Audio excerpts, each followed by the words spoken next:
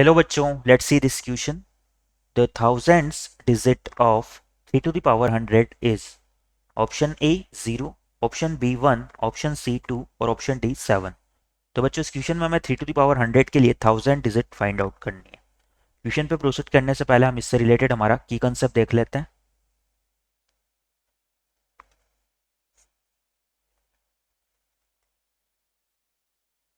तो बच्चों, यहाँ पर हम की कंसेप्ट में सबसे पहले देखेंगे कि जो हमारा x प्लस वाई की होल पावर n है, इसका बाइनोमियल एक्सपेंशन किसके इक्वल होता है. तो ये हमारा इक्वल हो जाता है n c naught x to the power n plus n c one x to the power n minus one into y plus n c two x to the power n minus two into y square plus and so on. जो हमारा last term होगा वो हो जाएगा n c n x to the power 0 into y to the power n. ये हमारा x plus Y to the whole power n का binomial expansion होता है. नाउ हमारा एक कॉन्सेप्ट और देखते हैं हम. ये जो हमारा एक क्वेश्चन में वर्ड आया है 1000 डिजिट, ये इसका मीनिंग क्या होता है. तो बच्चों, सपोज ये कोई एक नंबर है जिसकी digit a b c d और ई इस फॉर्म में है. नाउ अगर इसे मैं काउंट करूं तो क्या होगा. ई हमारा यूनिट प्लेस पे सिचुएटेड है, डी यूनिट प्लेस से सेकंड डिजिट, इसी तरह से सी हमारी यूनिट प्लेस से थर्ड डिजिट और आगे की डिजिट्स हैं. इस नंबर को हम इस तरह से लिख सकते हैं कि ये हमारा इक्वल हो जाएगा 10 to the power 4 into a plus 10 to the power 3 into b plus tan square into c plus 10 into d और प्लस में हमारा e आ जाएगा. किसी भी नंबर को हम इस 10 to the power की फॉर्म में रिप्रेजेंट कर सकते हैं. तो बच्चों, क्वेश्चन में हमें 1000 डिजिट पूछी हुई है. तो 1000 डिजिट हमारी क्या होती है. इस 1000 जहां पर ये 1000 बन रहा है यानी कि 10 to the power 3 बन रहा है, इसका मल्टीपल. यानी कि इस क्वेश्चन में हमें इस बी की यहाँ पर इस a b c d e number में ये जो बी है हमारा, ये क्या हो जाएगा इस नंबर के लिए, इसकी 1000 डिजिट हो जाएगी.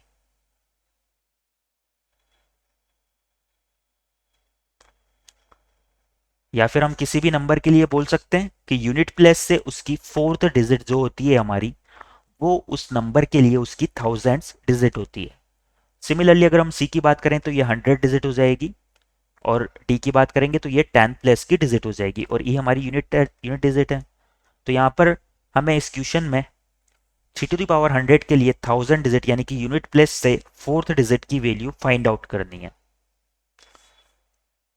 तो हमारे क्वेश्चन की तरफ आगे प्रोसीड करते हैं.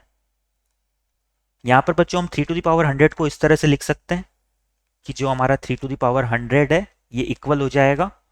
यहाँ पर मैं इसे क्या करता हूँ, 3 स्क्वायर की फॉर्म में लिख लेता हूँ.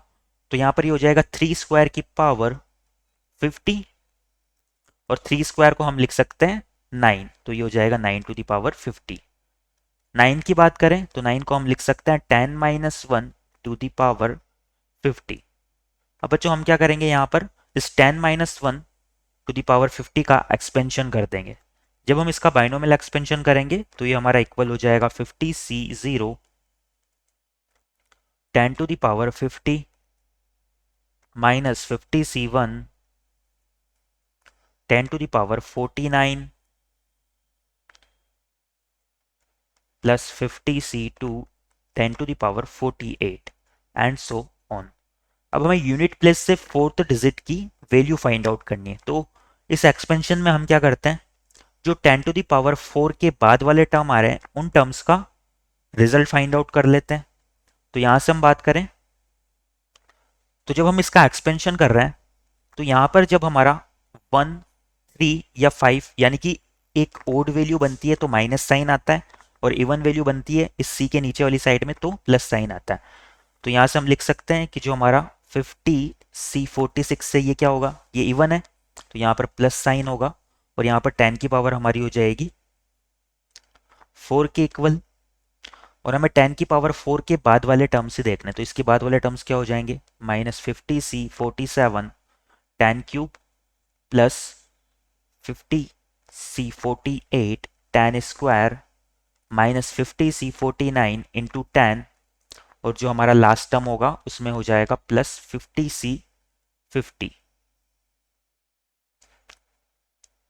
इन ये लास्ट के फोर्थ टर्म की हम वैल्यू देख लेते हैं, क्योंकि अगर हम इन सभी इससे पहले वाली सभी वैल्यूज का सम फाइंड आउट करेंगे तो उनकी जो लास्ट 4 डिजिट होंगी वो तो क्या बनाएगी, 0 बनाएगी। तो यहां से अगर हम इन लास्ट 4 टर्म का सम फाइंड आउट करें तो क्या होगा, now minus 50C47 tan cube plus 50C48 tan square minus 50C49 into 10। Plus में हमारा 50C50 है, इसकी वैल्यू को हम फाइंड आउट करते हैं।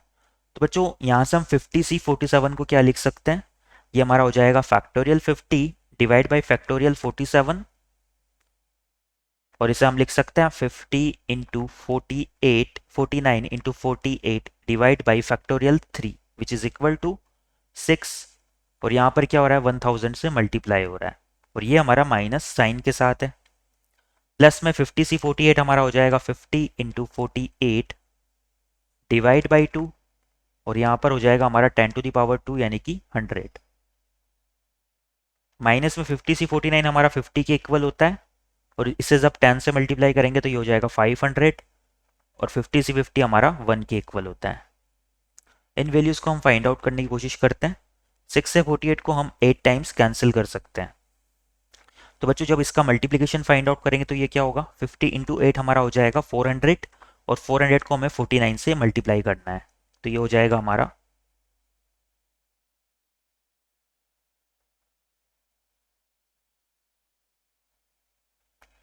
196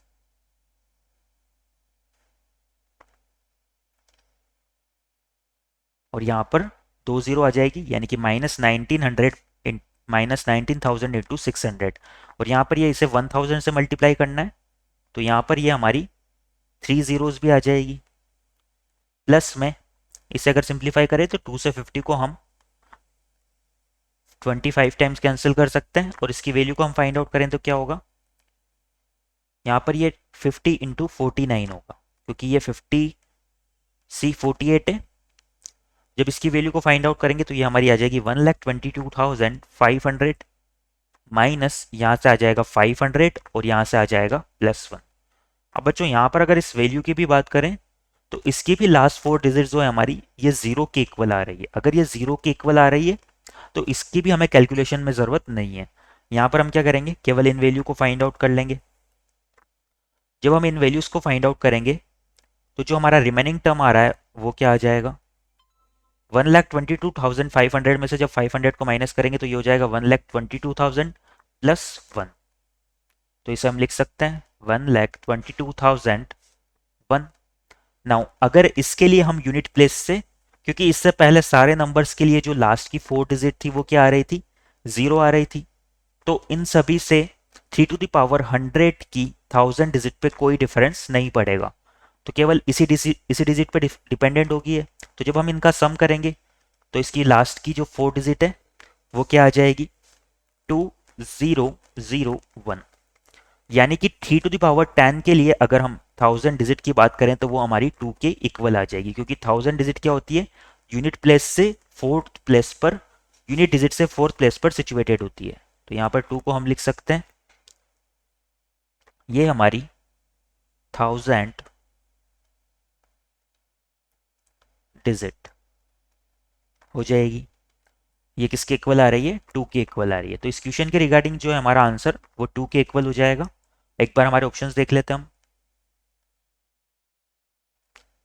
तो इस क्वेश्चन के रिगार्डिंग हमारा ऑप्शन सी जो कि 2 के इक्वल है ये करेक्ट हो जाएगा।